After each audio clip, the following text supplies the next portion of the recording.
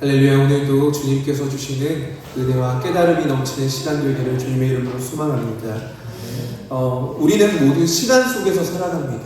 오늘도 2026년 6월 14일을 지나가고 있습니다. 아침이 지나면 저녁이 오고 오늘이 지나면 내일이 옵니다. 아이는 자라서 청년이 되고 청년은 장년이 되고 장년은 노년이 됩니다. 결국 모든 사람을 죽음을 맞이하게 됩니다. 많은 사람들이 젊음을 붙잡기 위해서 많은 돈을 씁니다.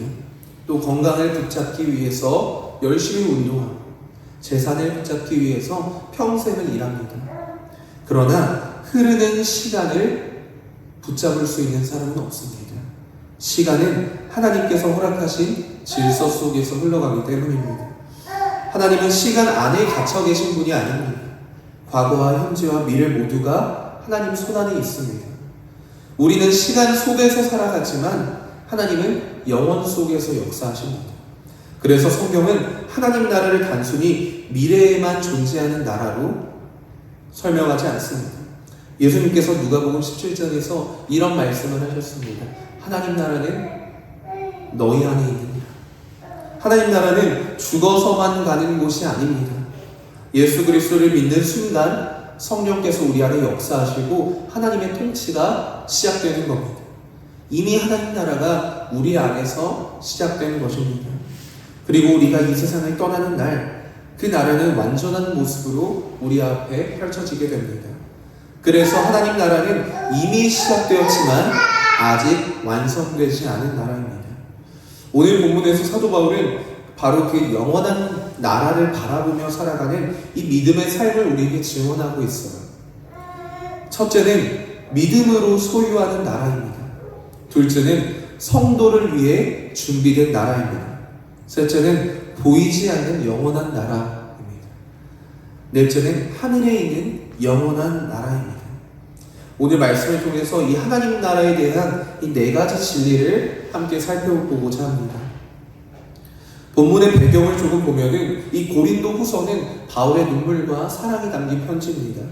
사도 바울이 편안하고 안정된 환경에서 쓴 편지는 아니에요. 수없이 핍박을 받고 돌에 맞았습니다. 옥에 갇히기도 하고 채찍질도 당합니다.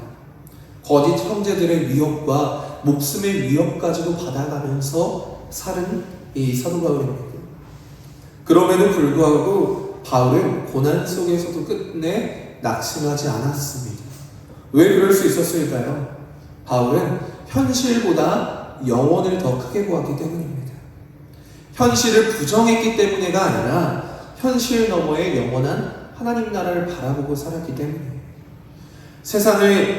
세상은 눈에 보이는 것을 위해 살아갑니다. 돈이 보이면 돈으로 달려가고, 권력이 보이면 권력으로 따라가고, 명예가 보이면 명예를 쫓아갑니다.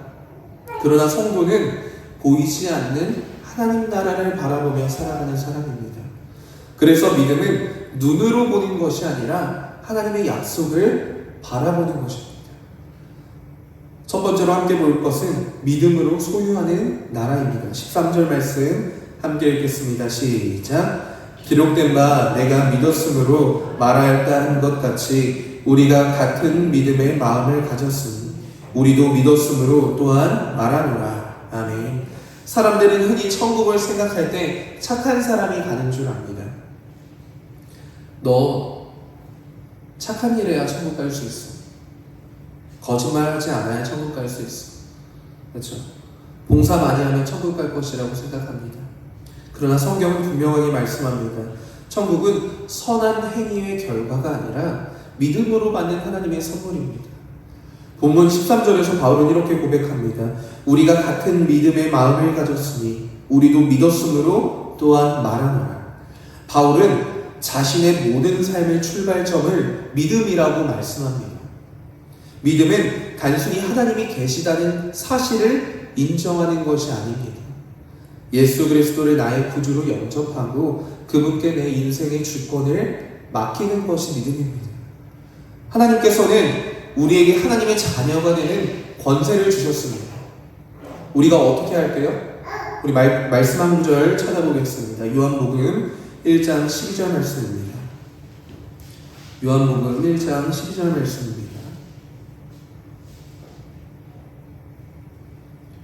함께 읽겠습니다. 영접하는 자, 곧 그 이름을 믿는 자들에게는 하나님의 자녀가 되는 권세를 주셨으니 아멘. 우리가 여기서 영접한다는 것은 단순한 마음으로 인정한다는 것이 아닙니다. 내 삶의 왕자에 예수님을 모시는 것입니다. 내가 주인 되던 삶에서 예수님이 주인 되는 삶으로 모시는 것, 그것이 예수님을 우리 마음에 영접한다라는 것입니다. 그래서 믿음은 결단이 동시에 관계입니다. 우리는 종교를 가진 사람이 아니라 하나님 아버지의 자녀가 된 사람들입니다. 하나님 아버지와 자녀의 관계를 맺고 있는 사람들, 정말 하나님을 아버지라고 부를 수 있는 사람들. 바울은 왜 이렇게 믿음을 강조했을까요? 지금 그의 현실은 매우 힘들었습니다. 몸은 쇠약해지고 그는 늘 가지고 있던 질병도 있었어요. 교회에서는 오해를 받았고 또 세상에서는 핍박을 받았습니다. 그러나 바울은 말하는 겁니다. 나는 믿는다. 무엇을요? 예수를 다시 살리신 하나님께서 나도 다시 살리실 것을 믿는다. 14절 말씀 함께 읽겠습니다. 주 예수를 다시 살리시니가 예수와 함께 우리도 다시 살리사 너희와 함께 그 앞에 서게 하실 줄을 아노라. 아멘. 하나님께서 바울만 살리시겠습니까? 예수를 믿는 우리 모두 다 살아나는 겁니다. 이것이 기독교 신앙의 핵심입니다. 우리는 죽음을 끝이라고 믿지 않습니다. 예수님께서 부활하셨기 때문에 우리도 부활한다는 겁니다. 예수님의 십자가가 끝이 아니었던 것처럼 우리의 죽음도 끝이 아닙니다. 예수님의 빈 무덤은 성도의 미래를 보여주는 하나님의 약속이기도 합니다. 왜 초대교회 성도들이 사자의 밥이 되면서도 끝까지 하나님을 찬양할 수 있었을까요? 왜 순교자들이 죽음 앞에서도 주님을 찬양할 수 있었을까요? 죽음이 끝이라고 생각했다면 그렇게 하지 못했을 겁니다. 그러나 그들은 죽음을 넘어 영원한 하나님 나라를 바라보았기 때문입니다. 히브리서 11장에 나오는 믿음의 사람들도 마찬가지였습니다. 그들은 말씀을 보면 그들은 약속을 다 마치 못했다라고 말씀합니다. 그러나 더 나은 본향을 사모했습니다. 그 본향이 어디입니까? 11장 16절 말씀을 제가 읽어드리면 그들이 이제는 더 나은 본향을 사모하니 곧 하늘에 있는 것이다. 믿음은 우리의 현실보다 하나님의 약속을 더 크게 보는 겁니다. 우리의 삶도 마찬가지입니다. 때로는 건강을 잃을 수도 있습니다. 질병을 앓을 수도 있습니다. 삶이 내 뜻대로 되지 않을 수도 있습니다. 그러나 믿음은 환경에서 시작되지 않습니다. 하나님의 약속에서 시작된다는 것입니다. 성도님들은 천국을 언제부터 소유할 수 있다고 생각하십니까? 죽는 순간부터일까요? 아닙니다. 우리가 예수 믿는 순간부터입니다. 말씀을 한번 찾아볼까요? 요한복음 5장 24절 말씀입니다. 요한복음 5장 24절 말씀입니다. 함께 읽겠습니다. 내가 진실로 진실로 너희에게 이르노니 내 말을 듣고 또 나 보내신 이를 믿는 자는 영생을 얻었고 심판에 이르지 아니하나니 사망에서 생명으로 옮겨내니라. 아멘. 이 말씀을 믿으십니까? 마지막에 보시면은 옮겼느니라. 어디에서요? 사망에서 생명으로 옮겼느니라. 미래형이 아닙니다. 옮겨주겠다가 아닙니다. 완료형입니다. 믿는 자는 이미 생명으로 옮겨졌다는 겁니다. 성령께서 우리 안에 역사하시는 순간 하나님 나라는 이미 우리 안에 시작된 겁니다. 우리는 아직 완성된 천국에 들어가진 않았지만 이미 하나님 나라의 백성으로 살아가고 있는 겁니다. 대한민국의 주소지를 두 번 있지만 우리의 시민권은 천국이라는 겁니다. 이 사실을 아는 사람은 인생의 가치관이 달라집니다. 삶의 목적이 돈이 아니라 하나님 나라가 되는 겁니다. 성공이 목표가 아니라 하나님께 영광 돌리는 것이 목표가 됩니다. 세상이 흔들려도 흔들리지 않습니다. 왜냐하면 우리의 삶의 기초가 영원한 나라 위에 세워져 있기 때문입니다.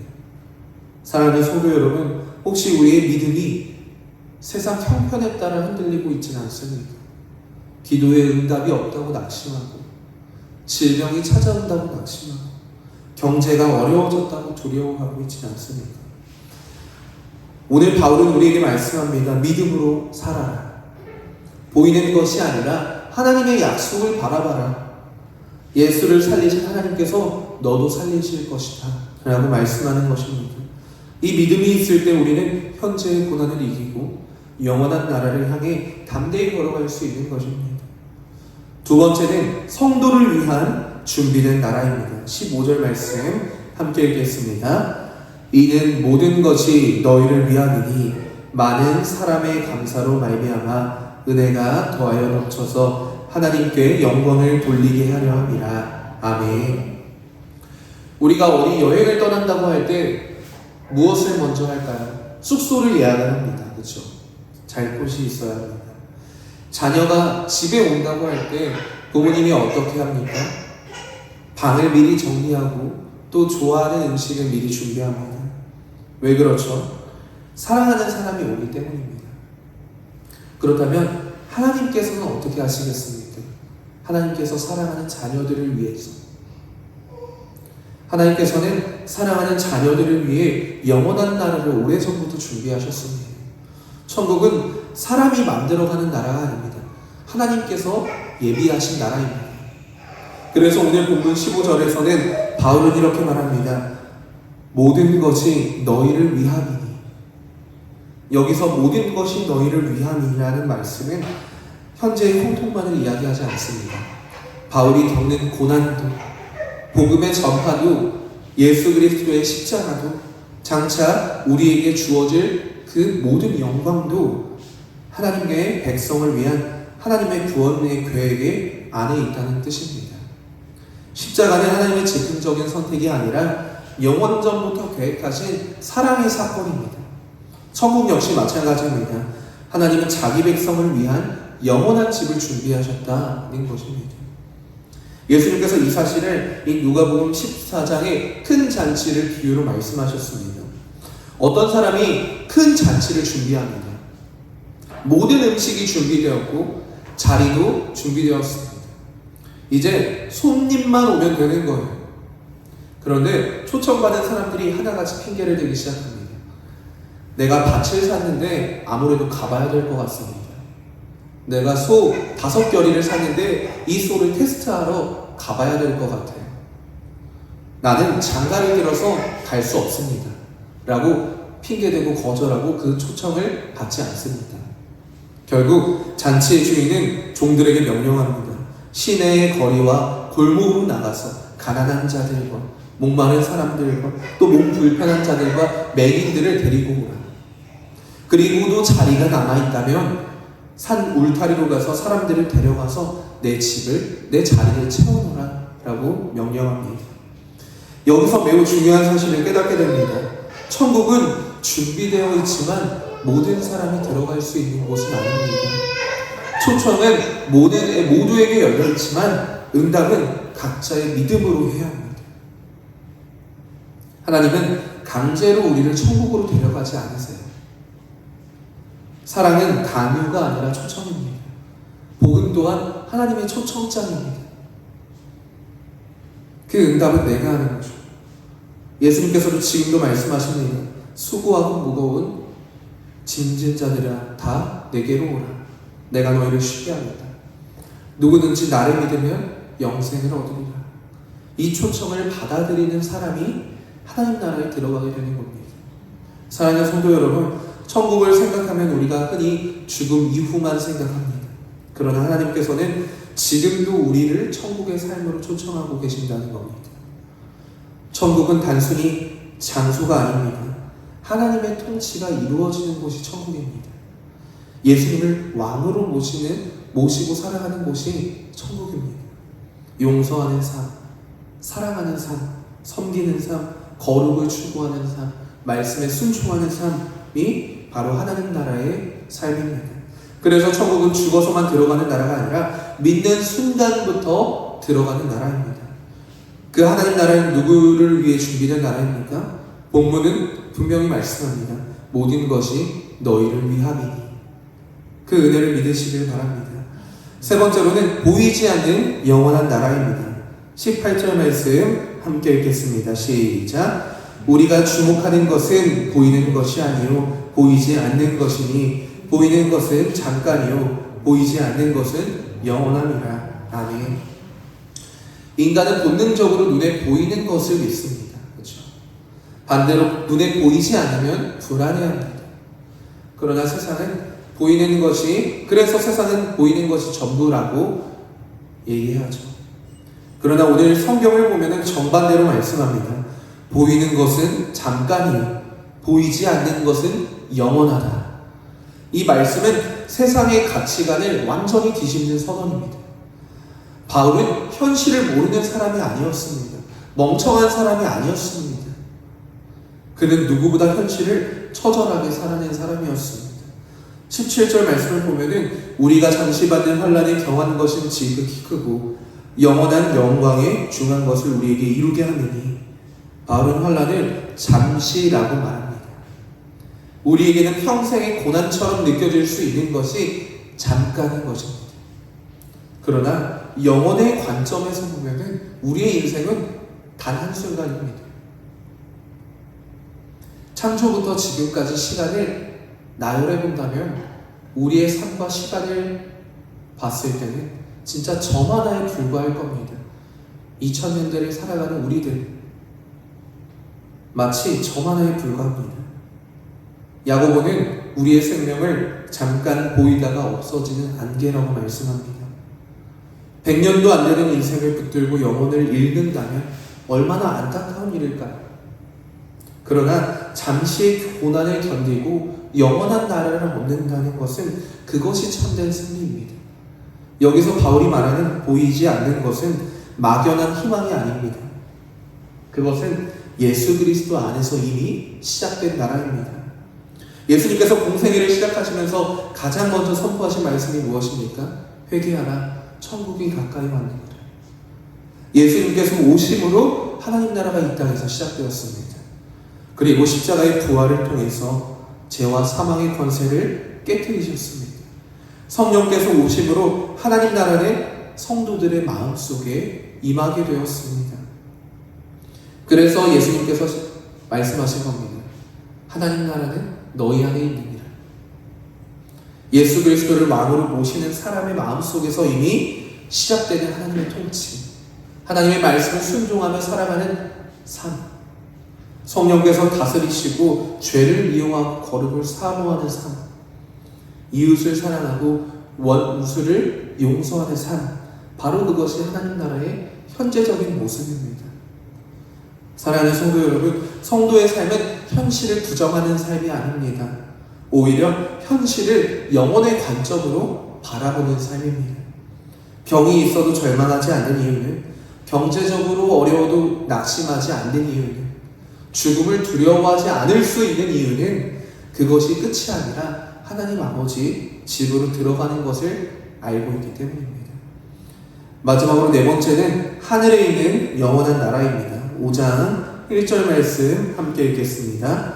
만일 땅에 있는 우리의 장막집이 무너지면 하나님께서 지으신 집, 곧 손으로 지은 것이 아니요 하늘에 있는 영원한 집이 우리에게 있는 줄 아느니라. 아멘.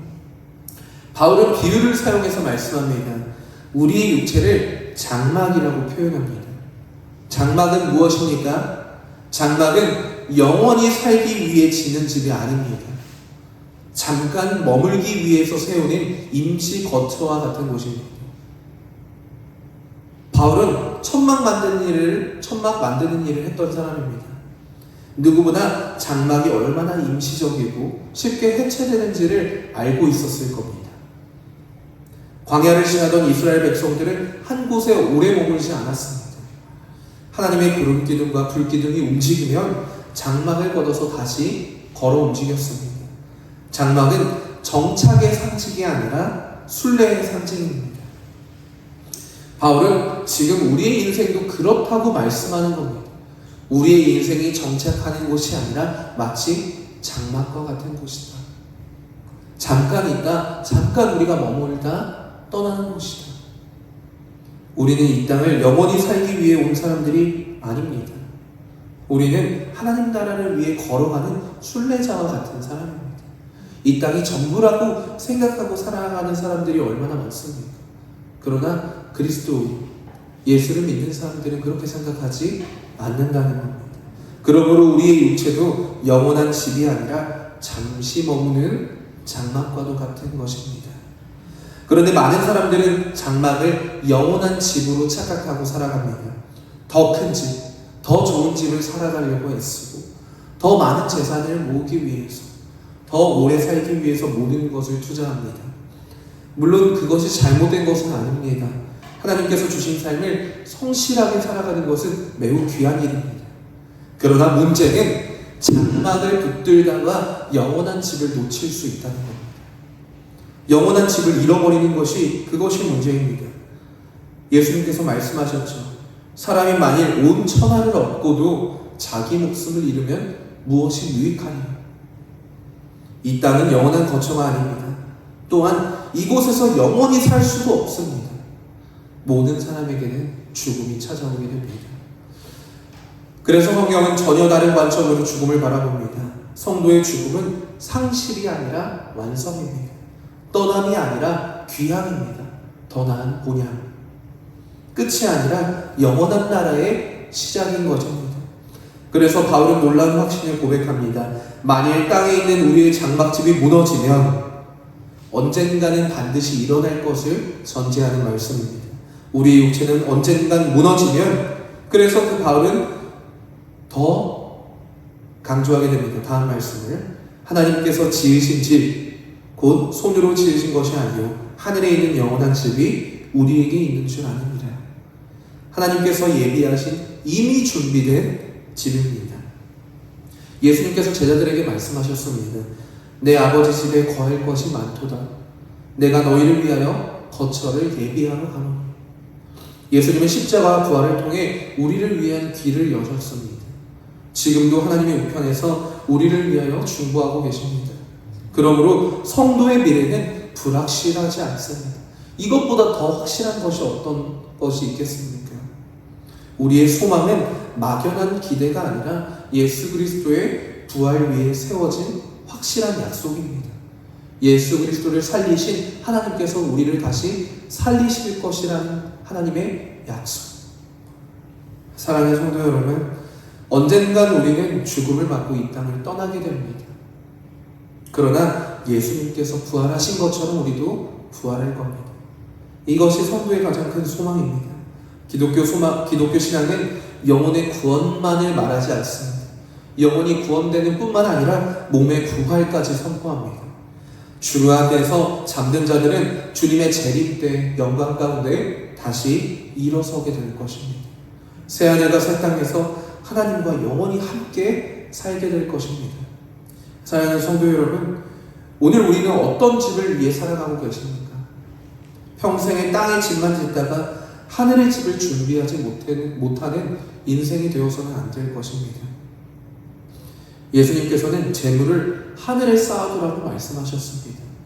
하늘에 쌓는 재물은 복음을 위한 헌신입니다. 영혼을 사랑하는 섬김입니다. 말씀에 대한 순종입니다.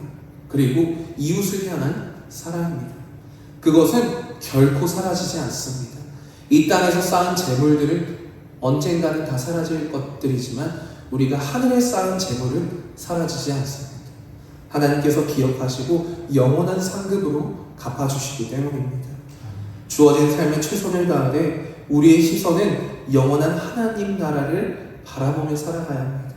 그래서 오늘도 성령 안에서 하나님의 나라를, 이미 임하신 하나님 나라를 누리면서 살아가는, 또 장차 완성될 영원한 나라를 바라보며 살아가는 저와 성도님들 되시기를 주님의 이름으로 소망합니다. 기도하시겠습니다.